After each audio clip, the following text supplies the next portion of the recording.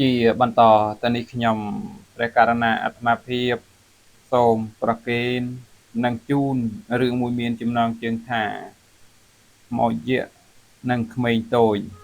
សូមព្រះករណាគុណម្ចាស់ញាតិញោមជាពុទ្ធបរិស័ទទាំងអស់តាមដាននិងស្ដាប់ដោយតទៅអានិសង្ឃនៃការរលឹកនៅពុទ្ធគុណក្នុងសម័យពុទ្ធកាលមានបុរសសមាទិដ្ឋិម្នាក់រកស៊ី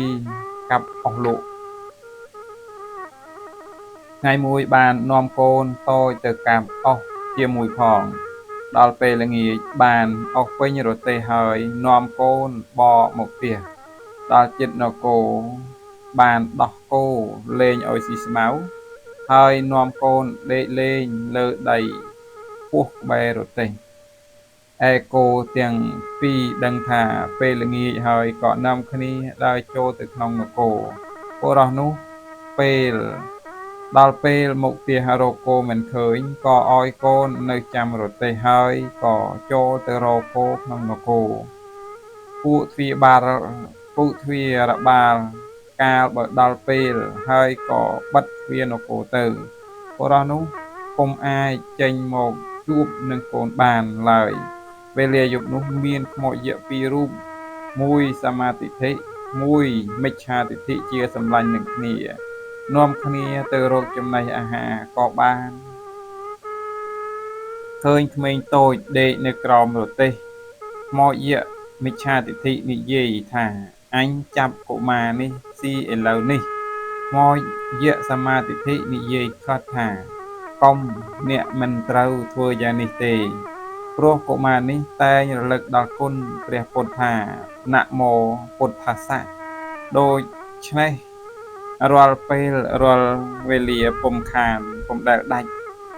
ខ្មោចយក្សមច្ឆាទិដ្ឋិមិនស្ដាប់ស្ទុះទៅចាប់បំរុងបរិភោគកុមារភ្ញាក់ឡើងផ្លាត់មាត់ស្រែកថា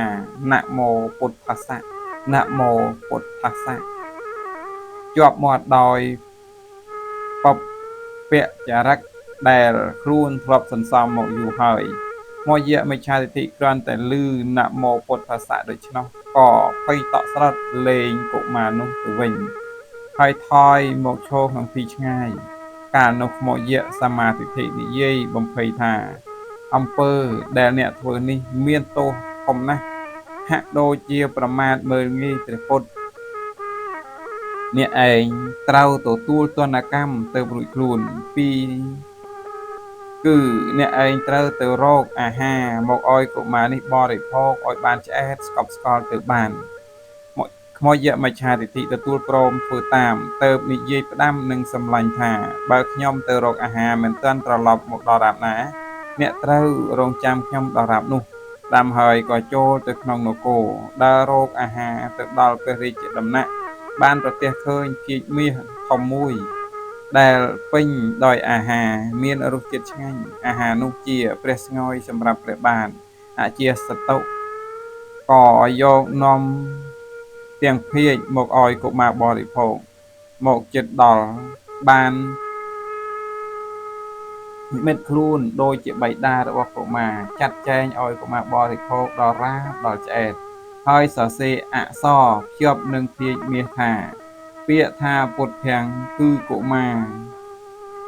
កូនបុរសម្នាក់លក់អស់បានពោលហើយសេចក្តីព្យាយាមនេះគឺខ្ញុំបានធ្វើឲ្យជាទណ្ឌកម្មហើយអធិដ្ឋានអក្សរនោះឲ្យបានស្ដេចតូតកំខានធ្វើដូច្នោះហើយខ្មោចយក្សទាំងពីរក៏បបួលគ្នាជិះចេញទៅទីនោះទៅ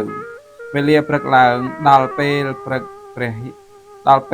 រះមហាក្សត្រនឹងសោយព្រះស្ងោយពួកព្រះរាជបម្រើរកភាជនោះពុំឃើញឡើយកលាហលក៏កើតឡើងក្នុងព្រះរាជដំណាក់ទើបព្រះមហាក្សត្រចាត់រាជបុរសឲ្យស៊ើបដំណឹងរករាជបុរសបានទៅរកឃើញនៅក្នុងរទេះរបស់បុរសអ្នកលក់អស់នោះក៏ចាប់កុមារដែលនៅចាំរទេះយកទៅថ្វាយស្ដេចពេលនោះព្រះមហាក្សត្របានទតឃើញអក្សរដែលខ្មោចយក្សសរសេរភ្ជាប់នឹងភាជមាសនោះហើយ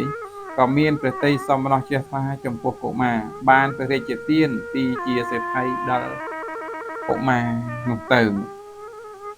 ការពោលនៅពុទ្ធគុណគឺមានឥតប្រយោជន៍ឡើយពុទ្ធថានមោ